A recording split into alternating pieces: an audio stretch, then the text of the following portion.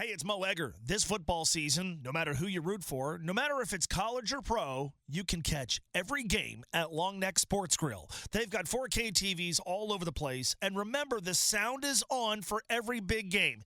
And if you haven't tried Long Neck's wings, what are you waiting for? There's tons of other great stuff on the menu, and no place in Northern Kentucky has a better beer selection. Locations in Wilder, Richwood, and Hebron. Long Neck Sports Grill. Stay long.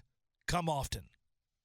We're talking injuries with one of the experts from OrthoCincy's Orthopedics and Sports Medicine. The great thing about OrthoCincy's is they have specialist locations and services all over the tri-state, including walk-in orthopedic urgent care at 5 different locations with extended evening and weekend hours in Edgewood and Anderson. Learn more at OrthoCincy.com. That's OrthoCincy.com. Dr. Nick Gates from OrthoCincy is with us. Let me start with Orlando Brown, who revealed after the game on Saturday that he has been playing with a broken leg. Says his tibia and fibula are fused together because of how quickly he grew as a child. Let's start with this. Might seem like a silly question, but clarify the difference between the tibia and the fibula. The tibia and the fibula are the 2 bones in your lower leg that go from your knee down to your ankle. The tibia is the larger one by far, and that's what is your shin bone. If you feel your shin, that's your tibia. Off to the outside is the smaller bone, that's the fibula, but they both run from knee to ankle. So he played with a broken leg, at least according to him, and I have no reason to doubt him. Walk me through what determines whether or not a guy like this, a guy of his size, can play with an injury like this. It does seem a little unusual to say you can play football with a broken leg. Really, what that gets to, you can think back to the old days if you're as old as me and remember a broken leg like Tim Crumride. That's a different kind of broken leg. You can detect a fracture or a broken bone that's sometimes very subtle and is only detectable by MRI. You hear the word bone bruise sometimes, and there's a continuum between a bone that gets bruised or a bone that gets fractured or broken. Add to that some bones are very stable, and then even with a crack or a fracture, a crack would be a fracture or a break, that bone's very stable, and theoretically you can be active on top of that. You put on top of that also that if you look at his timeline, the day he did that, I think, is roughly 9 or 10 weeks since injury was first reported. So I think when he played against Denver, and you go through his timeline, that's a good 8 or 10 weeks or so since his injury. That's a lot of healing time that can happen during that time. What risk is he running, if any, by playing with this sort of injury? My impression, and again, this is a bit unusual, so it's a little tough on these ones to look from the outside. I think his risk is pretty minimal. My impression would be that they've mitigated risk before they let him get on the field. It's probably something that's partially pain-related, but as I think he's mentioned in the media, it's not all. He has to protect it even, not necessarily just because of pain. But I'm sure they've been monitoring it over these weeks and seeing evidence of healing. So I don't think they're putting him at any significant risk. All right. The season could end as soon as Saturday night. We certainly hope it doesn't. But once the season comes to an end, are there treatments that he is pushing back? Is surgery still an option? What are the early stages of the offseason going to be like for him? I think almost certainly time to heal. I would be very surprised if I hear about him being taken right off to have surgery. He refers to his 2 bones being fused together since he was a child. The technical term for that is a tib-fib synostosis, where the 2 bones are kind of abnormally fused together.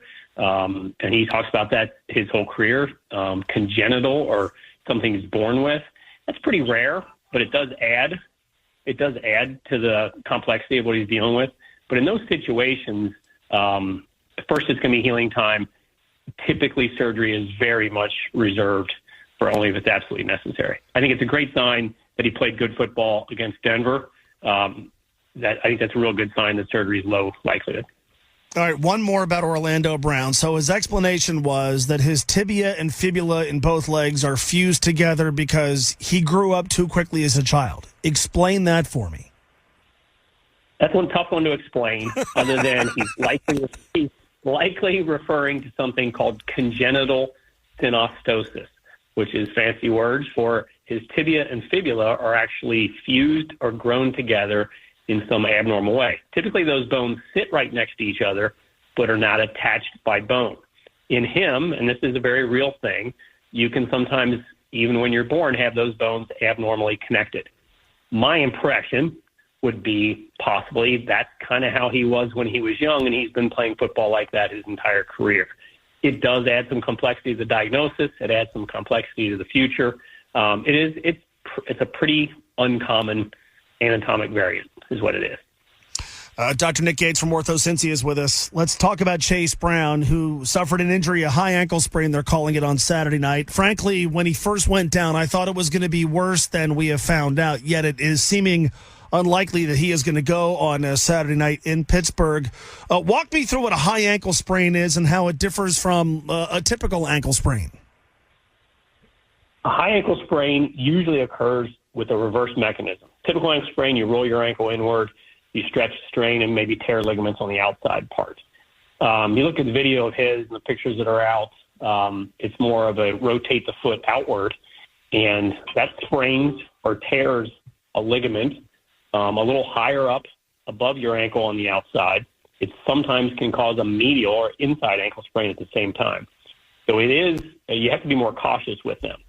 I'm seeing only good reports. I think it's good that he was able to walk off under his own power.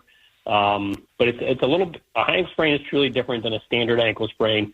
Sometimes can be more concerning. Maybe another dumb question here, but it's cold this time of year, obviously. Could that impact an injury like this? I think that's a real small factor, to tell you the truth. No, I don't think it being that cold or particularly warm is going to be a big difference for him. It's going to come down to the things they're doing this week to get his swelling down, to get him comfortable, and how comfortable he is on that day.